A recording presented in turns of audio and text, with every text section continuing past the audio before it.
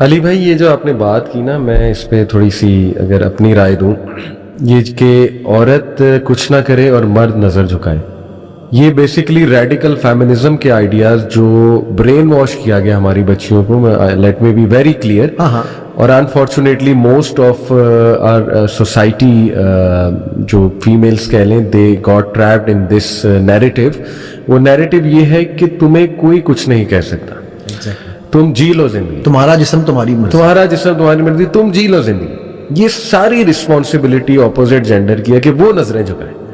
تمہیں کوئی کچھ نہیں کہہ سکتا، جو مرضی پہنو، جیسے مرضی بیٹھو، جیسے مرضی live your life, live according to your rules. بہت ہو گئی مردوں کی ڈکٹیشن، بہت ہو گئی مذہب کی ڈکٹیشن، بہت ہو گئی سوسائٹی کی ڈکٹیشن. انف از انف.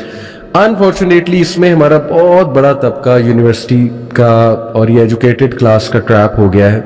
اور اب لڑکیوں کی سوچ میں آپ کو بہت کھل کے بتا رہا ہوں، وہ ڈائریکٹ یہ ہے کہ بھئی تم اپنی نظریں کنٹرول. ہاں بالکل، مجھے نہ کہو میں نے کیا پہنا ہوا ہے، میں کیسے رہ رہی ہوں، کیسے چل رہی ہوں، کیسے بات کر رہی ہوں. تم اپنی نظریں کنٹرول کرو. دیکھنا ہے دیکھو، نہیں دیکھنا نہ دیکھو.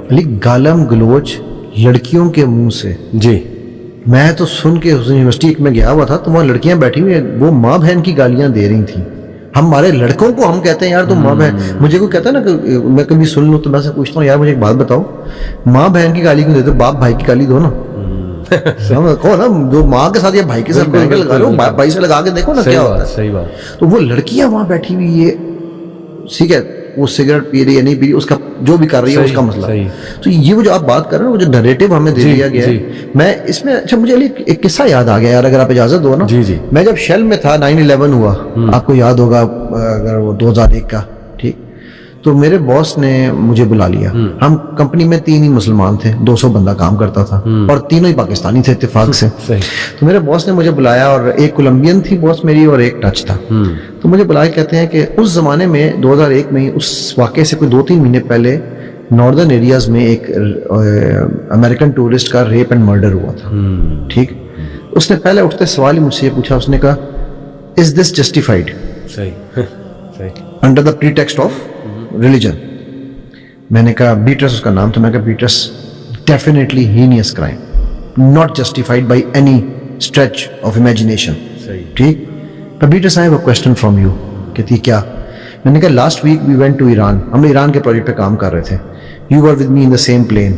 Before you exited the plane you are wearing the same dress that you are wearing right now، وہ جو نارمل سے پہنتے ہیں اوپر. ٹھیک. but before we exited تم نے عبایا پہنا تھا. اچھا کیوں؟ because that was the norm of the society. if I am moving to a place where people are covered, then I need to cover myself. ٹھیک ہے. otherwise، اور یہ میں ایک کولمبین تھی، وہ ایک کولمبین کے الفاظ بتا رہا ہوں، کہتی if I don't do it I am asking for trouble.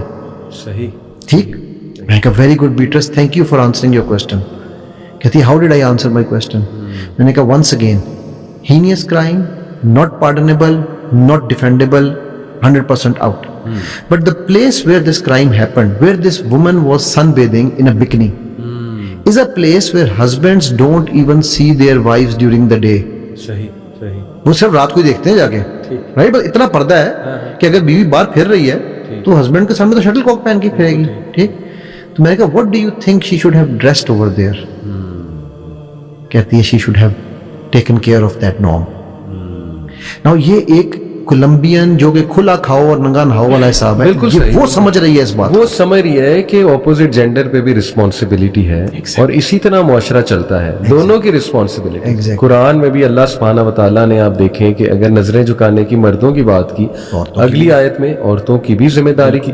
اگر عورت کا پردہ ہے، مرد کا بھی نظر جھکانا ہے. بلکہ علی بھائی اسی سے یاد آیا کہ ابھی ڈاکٹر ذاکر نائک صاحب نے ایک بات کر دی تھی، اس پہ بہت زیادہ ڈسکشن ہوئی، اور آلدو میں یہ کہوں گا کہ وہ شاید ورڈ ان سے صحیح ادا نہیں کیا گیا، ہلچل والا.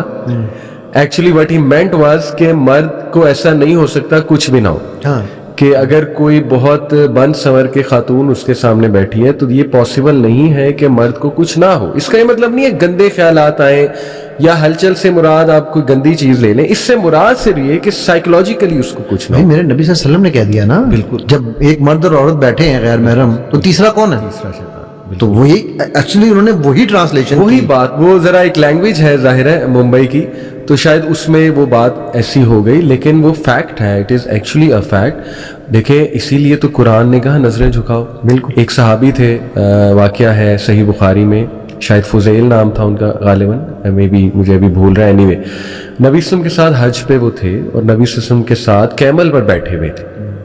خوبصورت صحابی تھے, انتہائی ہینڈسم صحابی تھے. ایک خاتون آئی نبی صلی اللہ علیہ وسلم سے آ کر, ینگ خاتون, انہوں نے کوئی سوال پوچھا. خاتون بھی بہت خوبصورت تھی, اور آپ کو پتا ہے حج کے موقع پہ بالکل کور نہیں ہوتا, ظاہر ہے وہ نہیں.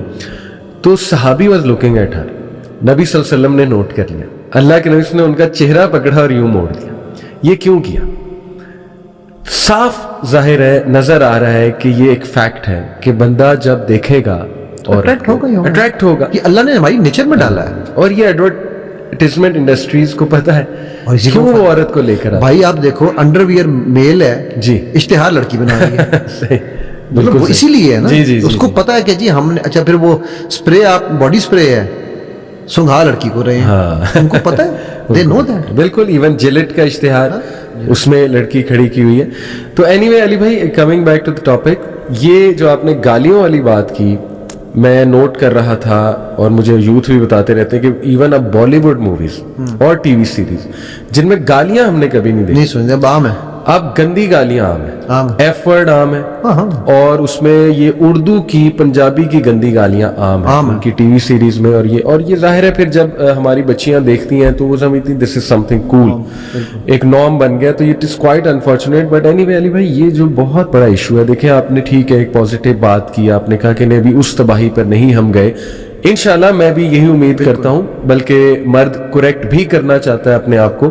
بہت سے مرد آتے ہیں جو مانتے ہیں غلطی اپنی کہ یس میں سلپ ہو گیا اس سائٹ پہ, بہت زیادہ سیکشول کنٹینٹ ہے. ظاہر ہے کبھی کبھی مجھے بھی لگتا ہے کہ مرد بھی اب کیا کرے, یہ میں جسٹیفائی نہیں کر رہا, لیکن وہ شیطانی ایجنڈا اتنا زیادہ آ چکا ہے. بچیاں بھی کیا کریں, دیکھو میں کہوں گا آپ مرد عورت اگر چھوڑ دو نا, جی تو 7 سال کے بچے سے صحیح اگر آپ شروع کرو جی, اور وہ 13 سال 14 سال تک پہنچتے وہ کتنا ایڈلٹ کنٹینٹ ایبزارب کر رہا ہے, صرف یہ سوچ لو. میں 7 سے پہلے کو بھی چھوڑ دو, بالکل ٹھیک, لیکن میں تو کہہ رہا ہوں 7 سے 14 میں وہ کتنا ایڈلٹ کنٹینٹ, کس مد میں, بالکل ٹھیک, ویڈیو گیمز کی مد میں. بالکل. اب آپ کی ویڈیو گیمز میں بھی جو ہے نا وہ ایڈلٹ کنٹینٹ, وہ بھائی رینبوز کامن ہو گئی جی, بوائے فرینڈ گرل فرینڈ ہر ویڈیو گیم میں, ہر کریکٹر کارٹون کریکٹر میں کنفرم ہو گئے.